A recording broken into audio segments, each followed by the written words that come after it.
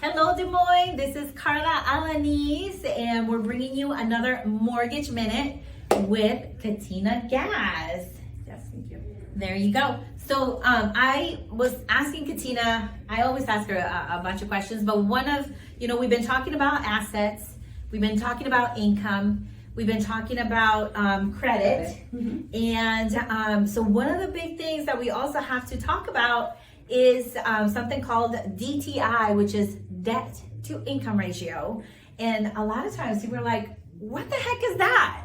So I've got Katina here that's going to tell us a little bit more about what the heck is debt to income ratio. So Katina, what is that? Can you tell our viewers, what is that? Well, way to put me on the spot today. Debt to income ratio, that is, lenders look at that to determine how much you can qualify for a mortgage. We look at the debt that you have per month. We look at your gross income per month, and we analyze that. We use a calculation to determine how much and if you would qualify. And I know it's called a ratio, but for me, it's kind of like a percentage. A percentage. It's a percentage of what your monthly debts are going to be, which is going to include the new house payment that you're going to have. So it's that estimation of debts. And then you have the, obviously you're not estimating your income. You're going to know what your income is.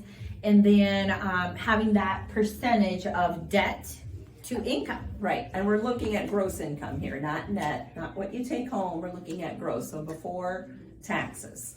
All right, and it seems like this is a pretty significant number because you have the lower is better. Absolutely, the lower is the better. The lower ratio will get you more programs. You can certainly qualify for more. Obviously, if you have low debt and great income, or low debt and mediocre income, that will or no debt, and you might make $30,000-$40,000 a year, but if you don't have any debt, you can still qualify for a decent home. Absolutely. So that makes total sense to me. Okay, I know I had another question. So we've kind of covered a little bit of why it matters, but it sounds like that's one of the reasons that matters. Yes, many programs, whether it's myself or any other lender, we're going to use this ratio.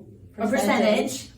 I call it ratio. We'll call it I'm going to call it a percentage. Different jargon. So lenders are going to use this in determining which loan program is the best for you. Some loan programs will allow a higher debt to income, and that may be the program that you need to go with. Others may say, this is the maximum amount, and by golly, you qualify. So sky's the limit. Yeah, so some programs, they might allow for like 36% debt to income ratio, 40%, 45%, 50%. But the reason it does matter is, it has to be that percentage between how much, it's like capacity. And actually, I do use that word quite often with my clients. It's like, it's a way for lenders to determine what your capacity is, compared to your income, to be able to what capacity can you afford on a monthly basis.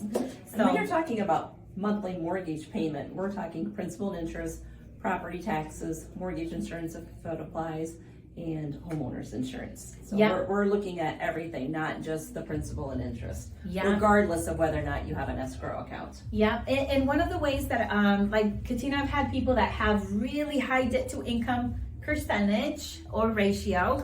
They'll have a higher debt to income ratio, and what we've done is sometimes if they have extra money that they're saving for like maybe a down payment or something like that, we'll actually have them like pay off a credit card. Pay off the debt, make a lower down payment. So if you pay off, the lower your debt to income ratio, so if you pay off a couple credit cards, so maybe your car is $8,000, from getting paid off, and then from there you might be able to qualify for a lower down payment, and then you're going to be in a better financial situation because you can you have less debts on a monthly basis, which is a good thing. Yep, and you can afford that mortgage payment. We look at that, and part of what we do is we analyze all of that and give you your options. So the best thing is just to reach out to one of us and let's have a private consultation. Yep, you can start talking to me if you want to, and I'm going to send you to Katina. So that was your Mortgage Minute. I hope you learned something today, and we'll see you next week.